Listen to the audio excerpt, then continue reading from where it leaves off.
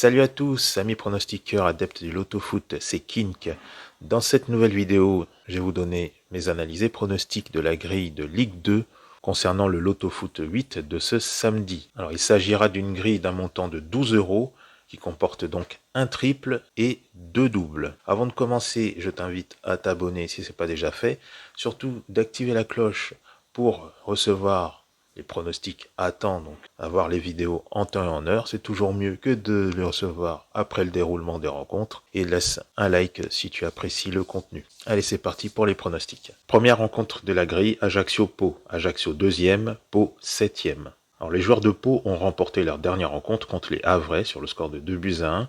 Ils ont su trouver les ressources nécessaires pour renverser la rencontre. Ils totalisent désormais 42 points au compteur. C'est une très bonne opération, cette victoire, qui les rapproche un peu plus du maintien en Ligue 2. Alors il leur en manque seulement 2 pour être certain de rester en Ligue 2 la saison prochaine. Les Corses d'Ajaccio ont remporté leur deuxième succès de rang sur le terrain des Nancéens sur le score de 0-2. Alors l'AC Ajaccio veut retrouver l'élite 8 ans après sa descente en Ligue 2. Et cet objectif est en bonne voie de se réaliser. De plus, les Corses vont jouer devant leurs supporters, ils sont plutôt solides à la maison.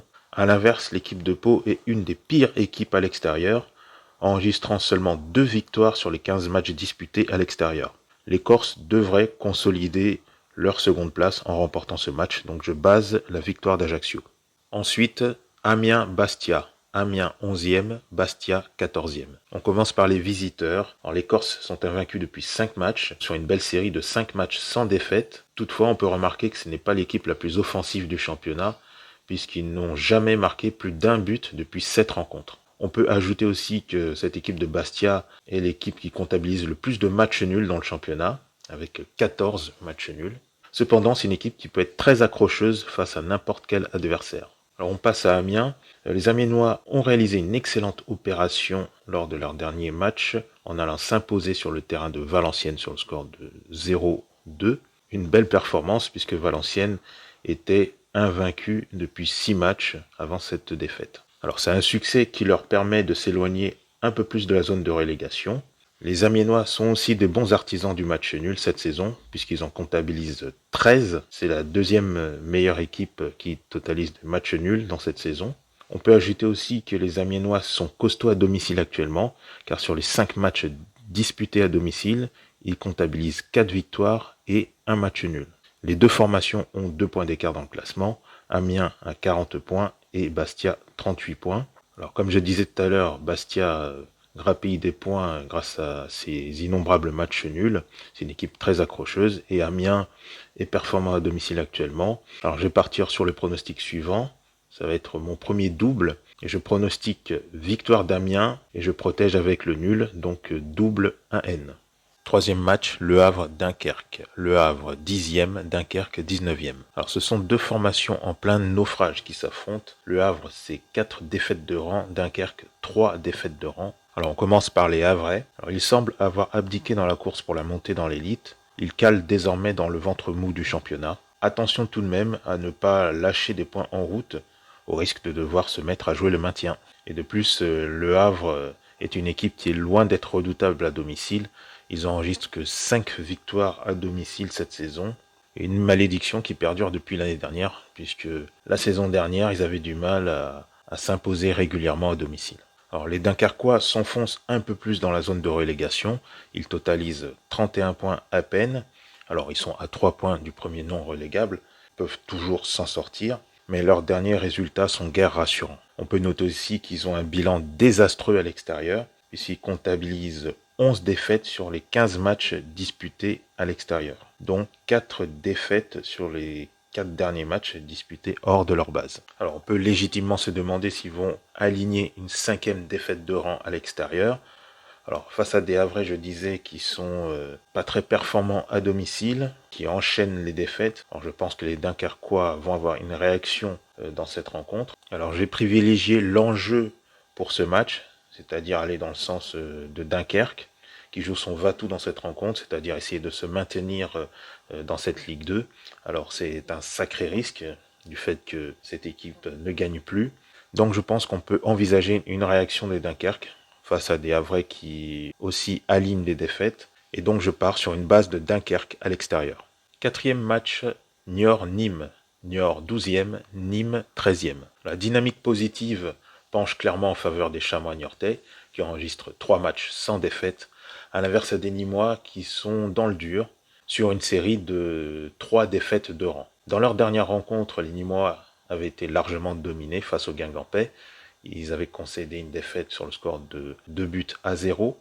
Ils ont eu très peu d'occasions franches, donc c'est une équipe qui n'est pas en confiance actuellement. Alors les deux équipes sont proches au classement puisqu'il y a juste un point qui les sépare, Niort avec 40 points et Nîmes 39 points. Cependant, je vois les Chamois s'imposer devant leurs supporters et enregistrer leur deuxième succès consécutif à domicile. Donc j'ai basé la victoire de Niort. Match 5, Sochaux-Nancy, le derby de l'Est.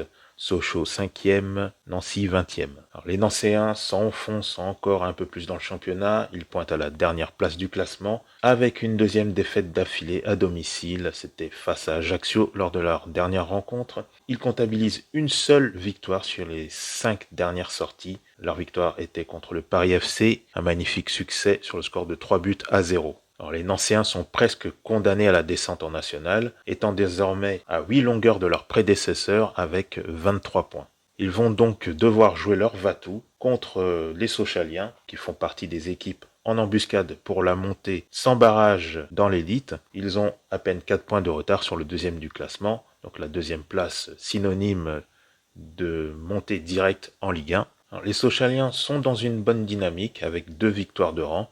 Ils ont une belle opportunité pour prendre des points précieux contre cette équipe nancéenne à l'agonie. Donc les enjeux sont importants pour les deux équipes. La montée sans barrage pour Sochaux en fin de saison et Nancy qui doit absolument prendre le plus de points possible pour rester en Ligue 2. Alors, les Nancéens ne sont pas en confiance, ils semblent démotivés et découragés. En revanche, les doubistes sont dans une bonne forme actuellement. Donc je vais partir avec confiance sur une base de Sochaux, donc victoire de Sochaux.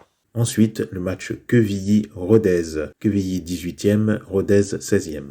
Alors il s'agit du match de la peur, un duel de mal classés. C'est un match crucial pour ces deux équipes qui se bagarrent pour le maintien en Ligue 2.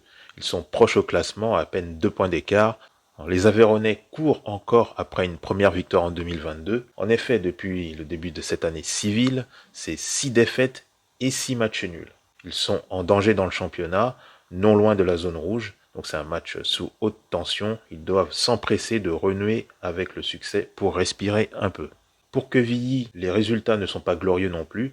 Ils n'ont remporté aucun match sur leurs 8 dernières sorties, dans lesquelles ils comptent 5 défaites. Donc c'est un match très compliqué à pronostiquer.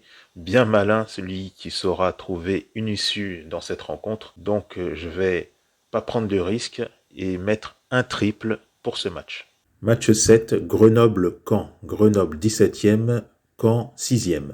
Après une belle série de 4 matchs sans défaite, les Grenoblois se sont inclinés lors de leur dernier match face à Dijon sur le score de 1-0. Ils se retrouvent à cause de cette défaite à une place de la zone rouge, donc une réaction de leur part dès ce match devant leurs supporters est impérative. Les Normands sont sur une belle série de 4 matchs sans défaite, comprenant 3 victoires, qui leur a permis de bien remonter au classement. Alors, ils comptent cependant 12 points de retard derrière leurs prédécesseurs sochaliens qui sont à la 5e place du classement. Donc c'est une place synonyme de barragiste pour accéder à l'élite. Alors même si mathématiquement il est toujours possible pour eux de prétendre au barrage, cette ambition semble assez compromise à ce jour, à moins que leurs prédécesseurs enchaînent des multiples contre-performances par la suite. L'urgence au niveau de l'enjeu semble être du côté grenoblois, qui doit se battre pour le maintien. Ils ont l'avantage de jouer à domicile, donc je vais aller dans ce sens et partir sur une base avec la victoire de Grenoble. Dernier match de la grille, Auxerre-Valenciennes. Auxerre 4e, Valenciennes 15e.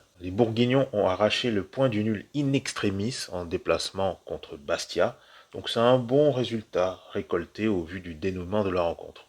D'autant, on peut le souligner, que les Corses bastiais sont difficiles à bousculer, même s'ils ne sont pas spécialement transcendants. Donc au niveau du mental, pour les Bourguignons, c'est un point positif. L'enjeu pour les Bourguignons est de terminer au moins 2e en fin de saison pour accéder à l'élite directement, donc sans les barrages. Concernant Valenciennes, les Amiénois ont mis fin à leur bonne série de 6 matchs sans défaite et se classe désormais à 5 points du premier relégable avec 36 points.